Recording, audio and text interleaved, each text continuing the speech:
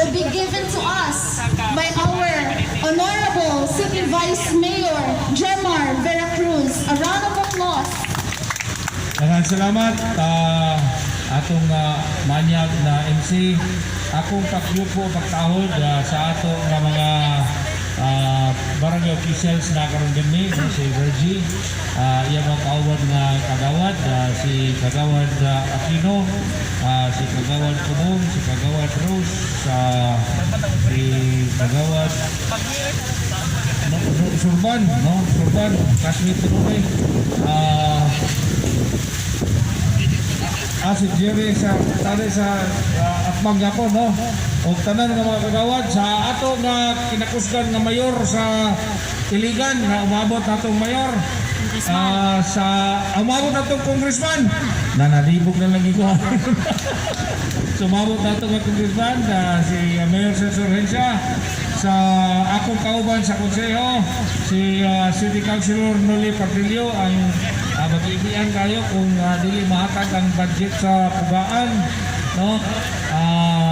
sa akong kaatbang sa politika sa pagkamayor si Rodolf Tata Tabula, sa atong manager sa atong waterworks si Engineer po, ang yang badi-badi po ni nanan siya kauban ron sa construction o sa planning si Jimmy, Engineer Jimmy Sato, ang atong kontraktor. Tanan natong na mga empleyado sa Iligan City Waterworks, kaninyong tanan maayong good morning. Ang problema sa tubig mo ay usa sa naguna nga problema sa atong dakbayan, ug mo na una nato nga gitutukan sa atong administrasyon ni Mayor Cesar Hensya. Gani akong nasayran na ni abot na 200 million walay utang ang napuno na proyekto para mahatag nato sa patubig sa atong katawhan sa dakbayan sa Iligan. Ang kasulbaran nato sa paghatag og tubig mo ni sa paglingkod nato ni Engineer Sato. Ako pasalamat ko nga si Engineer Sato is very cooperative with the mayor sa tanan nga mga gimbuhaton para ma-deliver nato ang atong serbisyo sa patubig nato sa tanang katawhan.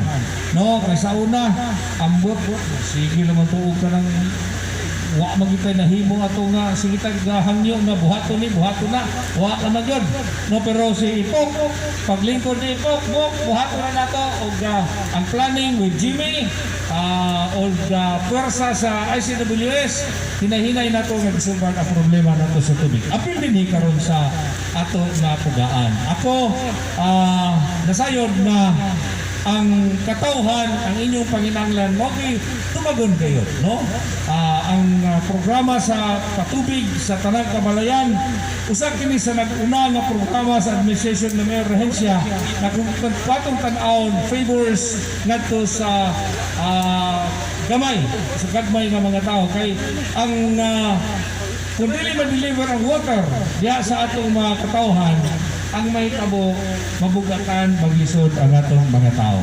Muna nga usa niini sa mga proyekto o mga aktibidades nga gitutukan sa atong waterworks na usaon nato mahatag ang tubig ngadto sa Tanang Kamalayan. Usa niini dinhi sa pugaan. I hope with this water project na atong gihimo kini makasulbad na nato sa tubig. Ipili gini ni Mayor Cesar Hensya dinhi sa government employees sa village.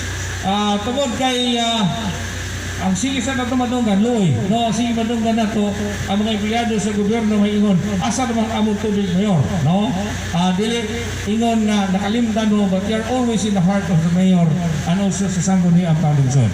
Ako lang ning isulti sa among budget hearing, medyo tanaw na mo ang wala makay kasabot si Mayor unsay gikinahanglan pa, pero gipasabot na mo ni Noli Pardillo nga kinahanglan pun ana to budget o dili na ko ginusaad sa inyo kay di man ko ang mayor karon, so dili na ko pangunahan ang mayor para sa paghatag nining dugang na budget. Basta nga ko nasayran, we have 2.5 no, nga additional sa ato nga patubig din ug depende lang na sa tinuray lang ang mga tao sa pugaan lakas kayo kang mayor, lakas po kayo kanako, pero ang problema kami hindi lakas sa inyo, no, pero karon na mga kagawan ningon sila nga lakas na kuno kayo ko karon, no, so also na yan. So dili na pagdason akong inon nga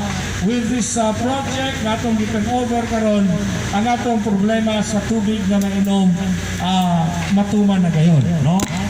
We just have to need more funding para buhaton dayon sa atong Iligan City Water Works ang distribution lines para sa tanang kabalayan dinhi sa atong dakbayan. Nasabi ko na the mayor said atong butangan og kaning reservoir sa taas para ang tubig mudagay na inadto sa kabalayan. Swerte ning government employees village kay sila may makauna kay ang reservoir duhol man.